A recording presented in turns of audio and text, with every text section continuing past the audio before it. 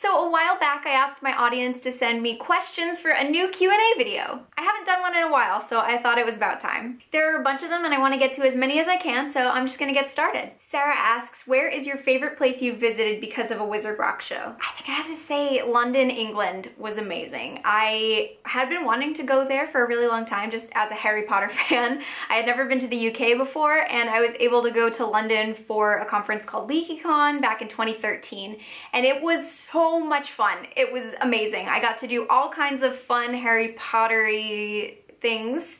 Like I went to platform 9 3/4 at King's Cross Station and I got to see the WB Studio Tour, which has a ton of sets and props and costumes all from the Harry Potter films. They just saved them and they put them in this huge warehouse and it was so cool to see it all up close. They're having one in Dublin this fall and I've never been to Dublin either, but yeah, I would go back to London anytime. Sydney asks, what's your favorite Harry Potter convention memory? A convention that really sticks out in my memory is Terminus, which was back in 2008 in Chicago, and that conference happened at a time in my life that was really pivotal. I was kind of at the point where I was coming into my own, and I was deciding that I was going to leave behind all of the things that made me really sad when I was growing up, and just focus on what makes me really happy, and be myself, and just forget all of the people who made my life really difficult.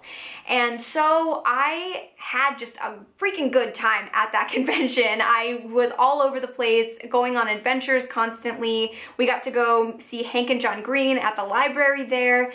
I ended up staying up so late talking to a bunch of my friends in the lobby that they kicked us out so they could vacuum the carpets. And then on the last night, I went and got tattoos with a bunch of my friends. So it was just kind of an amazing convention altogether. I had an awesome time. They're all really good, but they're all very different, and so it's hard to single one out. But I especially enjoyed that one for whatever reason. Lucy asks if I've been working on any new plushie ideas. Yes, I always have new plushie ideas. I've been working on all kinds of animals that I've just had a list for years and I never got around to them. I started designing them, but then I had a baby and now it's impossible to keep up. I'm just trying to keep the ones that I have in my Etsy shop in stock. So these are all kind of stuck in limbo right now. I don't know when I'll have time to actually work on them and get them prototyped. I have a new cat plushie that I'm working on. I designed a koala that I can't wait to see what it looks like when I actually physically make it out of fabric because the drawing is very cute. By popular demand, I've been working on a niffler and a bowtruckle because once Fantastic Beasts came out, that just needed to happen. And a bunch of people have been asking me for them, so I don't know when they'll be ready. Hopefully someday. But yeah, I'm in a constant state of coming up with ideas and just haven't had time to work on them, unfortunately. But hopefully someday I'll get to. Actually, two people asked me this next question. Ashley and Karen Cavett asked, what surprised you most about becoming a mother? I mean, everybody says this, but how hard it is. I knew it was going to be difficult, but because I've never experienced it, I really had no clue how difficult it is to be a mom. 5 or 6 months, he just didn't sleep. And I thought I knew what it felt like to not get sleep. I'd been on tour and we didn't get much sleep on tour, but this was really like I couldn't sleep for more than an hour straight for 6 months of my life. And you start to get to this point where you're not thinking straight and you're not walking normally. The level of difficulty was not something that I had anticipated because I completely forgot about the fact that my body would not be functioning while I'm trying to be responsible for a tiny human. So that was really tough. Ren asks, what is your favorite form of self-care? Related to the being a mom thing, taking a shower is my new favorite thing. I don't get to do that as often as I used to. It's interesting to me what I took for granted before. There's something really great about being in a place where you can't get any work done and just taking care of yourself. Even if it's only for 10 or 15 minutes, it's wonderful. It's really great. Taking a shower feels awesome. And unfortunately, I don't have time for much other than that as far as taking care of myself goes.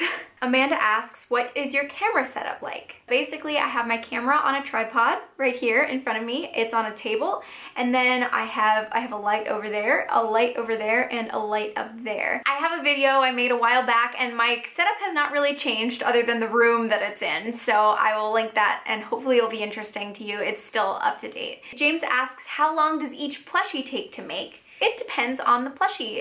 They take anywhere from half an hour for the smallest, least detailed ones to like 2 hours for the bigger, hand-sewn, more detailed ones. But that's after I learn how to make it and get used to making it.